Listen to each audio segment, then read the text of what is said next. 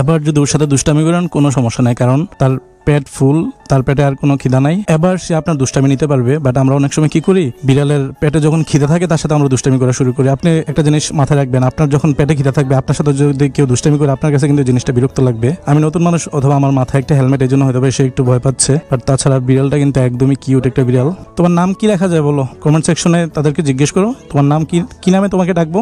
দেখেন কত কিউট। আমি আমার ফোন দিয়ে কয়েকটা ছবি তুলি তাহলে বুঝতে পারবেন কতটা কিউট সে চলে যাওয়ার জন্য রাস্তা খুঁজতেছে। এই দেখেন ওর পেট ফুল তো, এখন সে হয়তোবা ক্লান্ত, ঘুমানোর জন্য জায়গা খুঁজতেছে। যখন বিড়াল এমন করবে, নিজেকে চাটবে, নিজেকে পরিষ্কার করবে, বুঝে নেবেন তার একটু ঘুম পাচ্ছে। বিড়াল ঘুমানোর আগে দেখবেন সে তাকে ক্লিন করে নেয়। এই দেখেন সে এখন ভেতরে যেয়ে ঘুমাই যাবে হয়তোবা। বাবা এগুলো খাবা কি? তোমার ঘুম পাইছে? পানি খাবা? পানি? এই দেখেন কত কিউট। দোকানদার থাকলে ওরে বলে দিতাম যে এই গায়ের মধ্যে মেহেদি বা এগুলো না দেয়, এগুলো দিলে বিড়ালের ক্ষতি। যদি আমাকে কমেন্ট সেকশনে কয়েকজন বলছে এই বিষয়ে। যাও ঘুমাও, গাড়ির নিচে পড়বা। যাও যাও যাও যাও, এখন যাবে না, সে খেলা করবে, এখন যাবে না।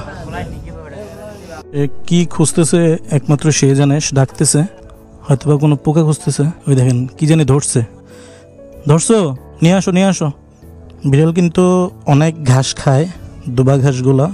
আপনারা দেখলে অবাক হবেন না, বিড়ালের ঘাস পছন্দ, ঘাস খেলে বিড়ালের পেট ক্লিন হয়। সো এই জিনিসটা অবাক হওয়ার কিছু নাই। যদি আপনার বাসায় বিড়াল পালেন, আপনার বাসার ভেতরে বিড়াল পালেন, তাহলে মাঝে মাঝে তাকে ঘাস দিবেন, তাহলে তার পেট ক্লিন হয়, খাবারটা হজম হতে সহায়তা করে অনেক।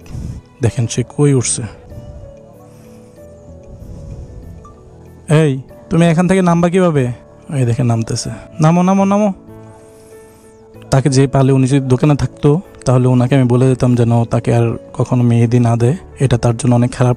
কারণ বিড়াল কিন্তু প্রচুর পরিমাণে গাছ আটে এবং মেহেদিতে প্রচুর পরিমাণে কেমিক্যাল থাকে। তো এটা অবশ্যই তাদের জন্য খারাপ, যে কারোর জন্যই খারাপ, যে কোনো প্রাণীর জন্যই খারাপ। কেমিক্যাল যদি মুখের ভিতরে যায় তাহলে যে কোনো ক্ষতি হতে পারে। এই দেখেন তার চোখ দেখেন।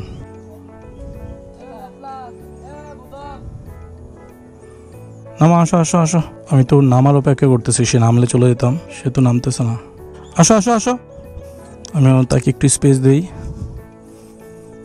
এই দেখেন নামছে।